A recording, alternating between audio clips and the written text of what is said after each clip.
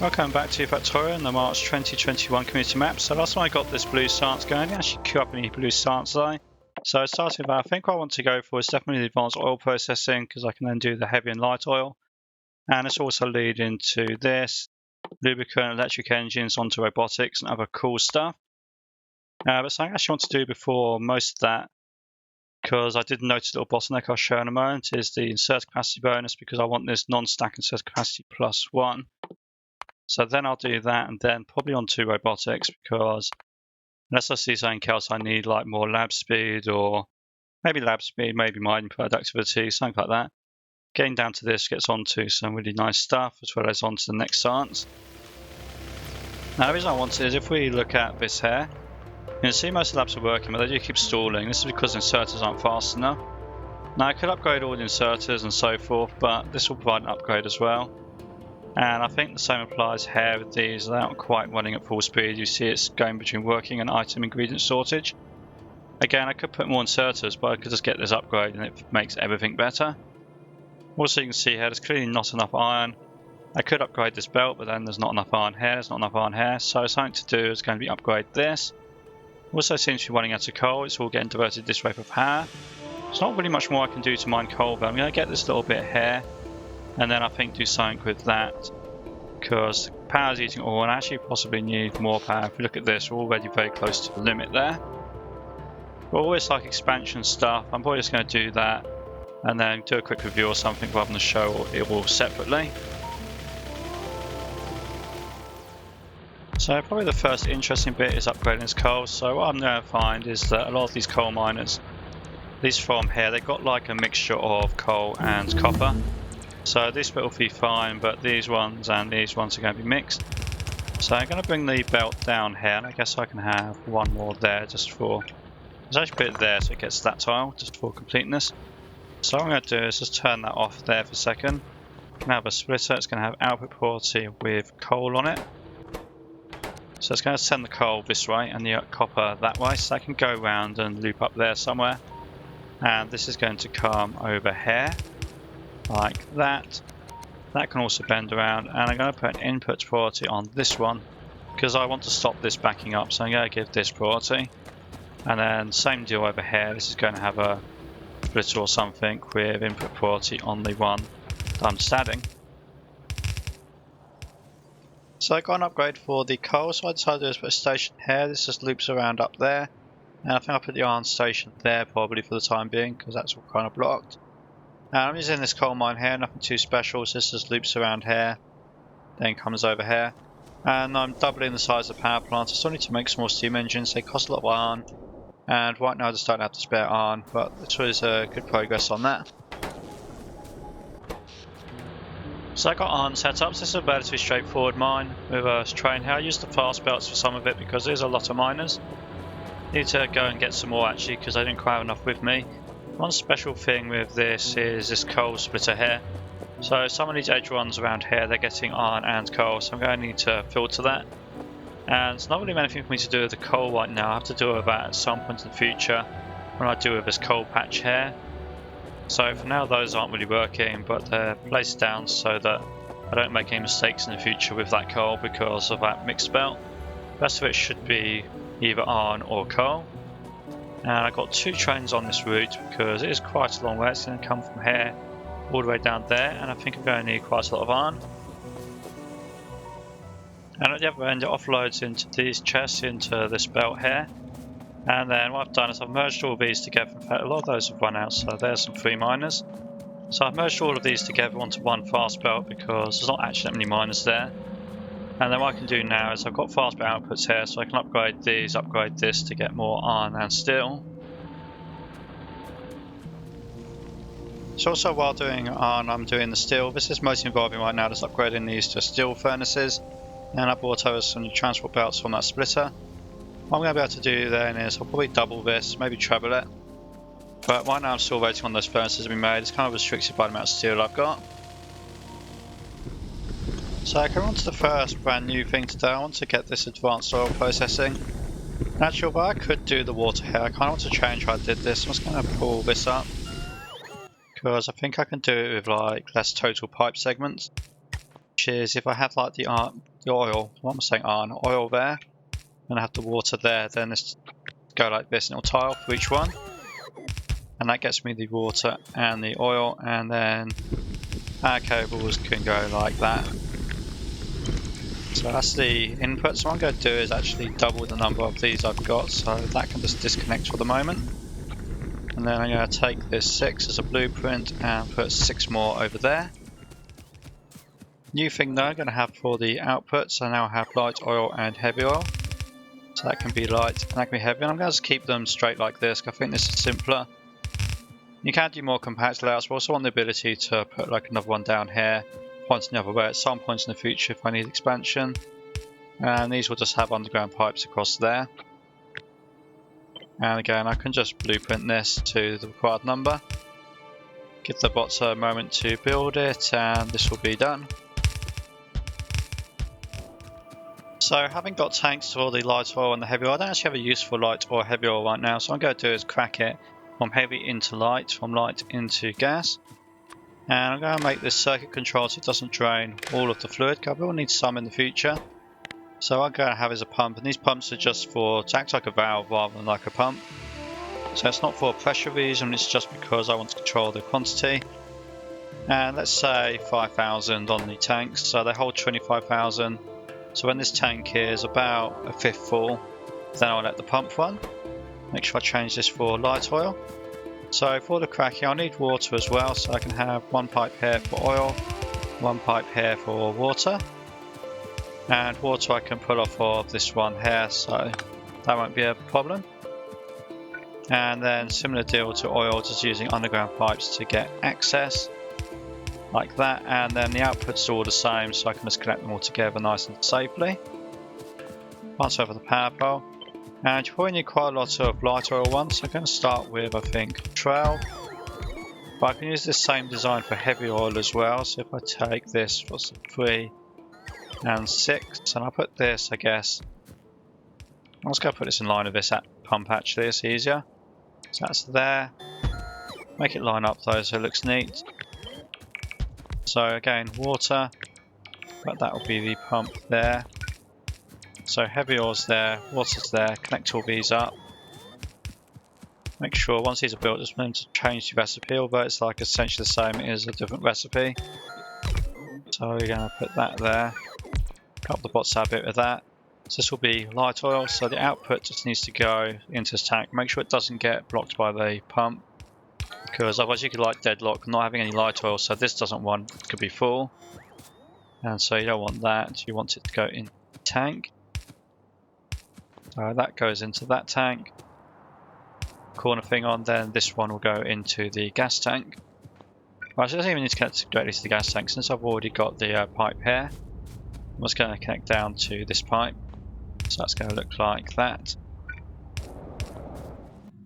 Quick correction, the condition should be greater than 5,000, not less than 5,000. And as well as getting the light and heavy oil, the reason to do this is this makes 100 into 45 petroleum. This makes 100 into 55 petroleum, so it's already better. Plus the light oil, plus the heavy oil, so you're going to get a lot more petroleum gas for a unit of oil. So it's a nice efficiency boost. So now if the expansion were done, the 2 new fluids I want to add to the bus is going to be lubricant and acid. So this is just going to run down here. So let's go fit there. Let's go make them wherever they fit. And lubricant will be needed for the robots I'm about to do, and acid is going to be needed for getting the batteries actually. I was going to say to make batteries, but Minable Intermediates, there's batteries over here, so I just need to take the sulfuric acid over to mine it. And I believe it was also sulfuric acid for processing units again instead of manufacturing them. So lubricant is really straightforward, not really much to say about it, just heavy oil to lubricant. Acid is a little bit more involved, so looking at this, if each one of these needs 5 every 1 second. Sulfur makes 2 every 1 second, that means I need 2.5 sulfur for 1 acid. So if we say this is going to be the half, then basically I can have 2 acid plants like that, and then that gives me 2, so let's try and plumb this up. So they're all going to be sulfur and 2 acid, and these are both water, so it doesn't matter if that conflicts. This one here will go for an empty cap, so that is nice. And I think it can move a little bit closer over to the cliff so it's away from that lot. I need iron plates which are coming down here, so iron plates can go along here I think. Oh, I can't put it there, well, I can do a little bend there, that's fine. And then the acid's going to come out the middle, can underbelt or underground pipe across there. And I guess again a little kink there to that join up, that's fine. So for water, let's say this one is going to be water and this one will be gas. These will just need to be undergrounded there. Not that one because that would conflict with the gas, so there. Gas there, gas there, there, there, there. And actually that could be a regular bit of pipe. And that looks like it's all joined up, so they each have one inserter except there's one in the middle that has two. And this should sort of balance itself out between the two, I believe. However it fits. And oh yeah, make sure you insert the iron. Then just think this up. I've got the water I need there. I thought it was easier to bring the iron over here than... Like, it keeps all the chemical stuff together. I could have technically done it the other way, but this keeps it together. Gas, I can put a little junction box in there. Water, I'll just bring it across and join it up, and that will be acid done. In fact, one quick little change I made is I'm going to put some tanks there to store the acid, because I know I'm going to want trains to get the acid, maybe not for batteries right now, but definitely in the future in the processing units. Because they're going to be filling up tankers, it's going to have like a little burst demand, so I need some buffer there to help with that. Because otherwise what might happen is like, anything that does use acid directly, which I'm not quite sure on yet if there will be anything, well I guess maybe those miners. If like a train wagon, say here, just tries to fill up with acid, and it will just take all the acid available and the pipes don't like balance. So I want it to not really run out of acid because the momentary demand is greater than the production. In fact, while I'm here, I'm just going to double this because I'm here, it saves me coming back later. So even though I don't need that much acid right now, just building two of them I think will make my life easier. And quick little fix, I missed out some of the water pipes. So these should all be working at full speed now. Indeed, it looks like they are. So one last resource for today, I've got the batteries here, that takes the acid I just made. And I'm just going to belt this across. The miners aren't really that interesting, it's the same sort of layouts before, just with pipe connections. Very similar to like electronic circuits and stuff. So this is going to come across here. I think it wasn't enough distance really to be worth a trying. So it's going to come along here and then down here to the next thing I'm going to build, which is going to be the robots. So coming around here, well you have the engines made. I'm actually going to leave that belt alone because I think it's going to be useful for just like getting engines for making pumps and stuff. Well, I guess I could upgrade these to Mark IIs. So first thing is going to be to make electric engines. That was regular engines onto electric. And you make electric engines by taking your regular engine, it's a 1-to-1 ratio, and combining it with lubricant, plus some other bits, but lubricant's the main one, so that can come along here like this. And then that allows a long hand inserter to come here. I think it needs to have the power pole actually on.